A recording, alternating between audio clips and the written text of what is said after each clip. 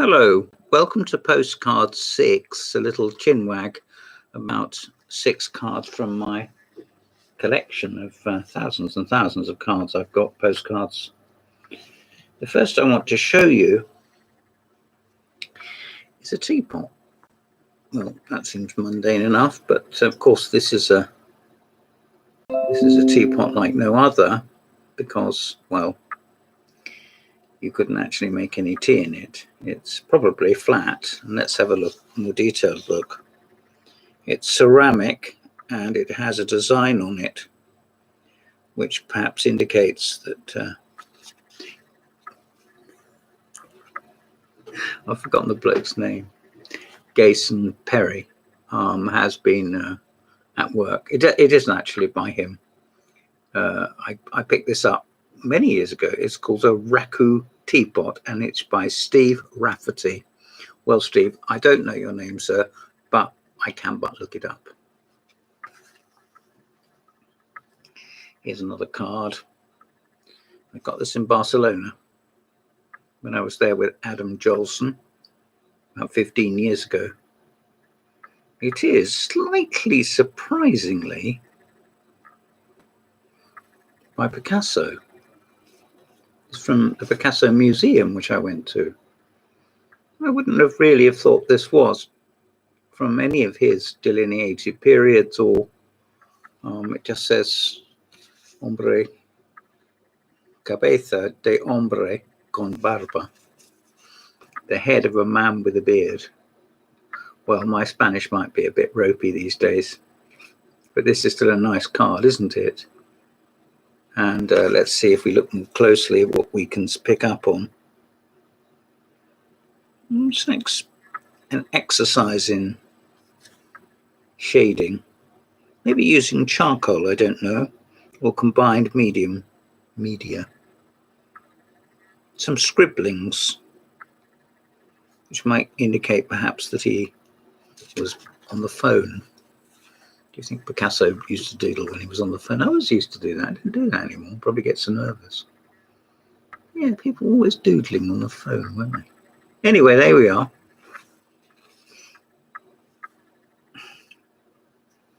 Petition David. I don't know what that conveys to you. At least there's lots of nice space to write some messages, stick a stamp on, and off you go. Here's another old bearded man. Even older, I think. This is a famous man done by a famous man. It is a portrait of Freud, Sigmund Freud, by Salvador Dali, and it's pen and ink on blotting paper. Why he chose to do it on blotting paper, I can only imagine. Possibly the top of his head, but as a result of that, is not so much receding as disappeared completely.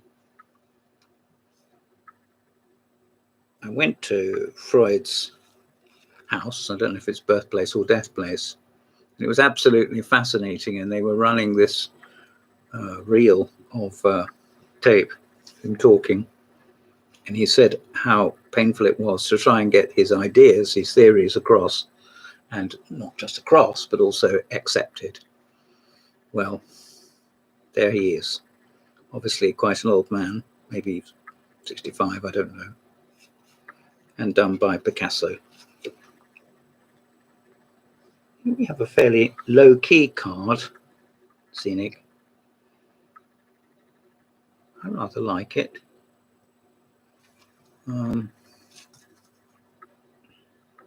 It's from the Medici Society, which I've mentioned at least once before, and it's published in the United States, Boston, Massachusetts, and also in Germany. In other words, they have outlets in all these places. It's very beautifully delineated. The printing and everything is to a high standard. And it's the belfry at Dowie. And this is in the Louvre in Paris, this picture. Dowie, I think that perhaps should be pronounced. I've been to Dowie Abbey. near Reading. Unbelievably, it was unoccupied because all of them were at mass. Now, here's something I should really have done earlier. I should have researched this. This is a very old warrior. This was bought in 1939, it says on the back. This is the Cabria series, and it's Welsh. But beyond that point, I can't really go. It's Kildeck Castle, maybe, and it's carved. A carved figure on an arch. The figure is brandishing a cross. I can show you this again because obviously this is very ancient and beloved, I would like to think. There we are. Here we have something a great deal more down to earth. A sepia card. And it is, can you recognize it? Or you can see the name on it. It's in Bournemouth. The pier approach. I always think Bournemouth is a slightly disappointing place. Perhaps it's because I've been there loads of times. But it, you can see the zebra crossing there, and it is a sort of finite point in as much that roads converge. So obviously it's heavily dependent on the tourist trade. And you can see the sea and the beach and some old cars. Photogravure postcard with greetings and best wishes, printed in England, copyright. And it was printed on the Isle of Wight. That's rather nice, isn't it? I must have an affection for the Isle of Wight. There we are. There's the back. A black and white card.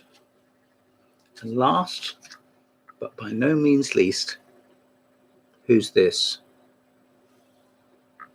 It is, of course, Eric Morecambe. And it is a statue in Morecambe, which is in Lancashire, which is in the northwest of England, seaside place. Eric was Jewish, and so was Ernie. And as Morecambe and Wise, they became regionally, nationally, and almost, I suppose, internationally known. And their Christmas shows, which went from BBC to ITV, would have kept going more, but Eric had an enlarged heart, which his wife pointed out. Doesn't sound serious, but was extremely serious. And he was to suffer a premature death, as were so many comedians, from Tommy Cooper to Leonard Rossiter. There are lots of other examples, which explains why, to an extent, Ronnie Barker was very loath to reappear. He said, you know, I've done my stint. He did come out of retirement a couple of times before he died, but he knew when to quit. The Eric Morecambe statue, Morecambe Promenade. It is a sculpture by Graham Ibbison, and it's part of the Turn project. And it said that they are, amongst other things, of course, sponsors of the supermarket. No hardwood was used in the production of this card. Oh, thank God for that. I was worried that hardwood was being used for the production of this card. And now it turns out it hasn't. This was sent to me by the very old and disrespected friend, Mr. Dave Prees. I'll save you the embarrassment and him as well, and read you every word he said. No. Anyway, this has been Postcards 6. Hope you enjoyed. Join me again soon, please. Goodbye.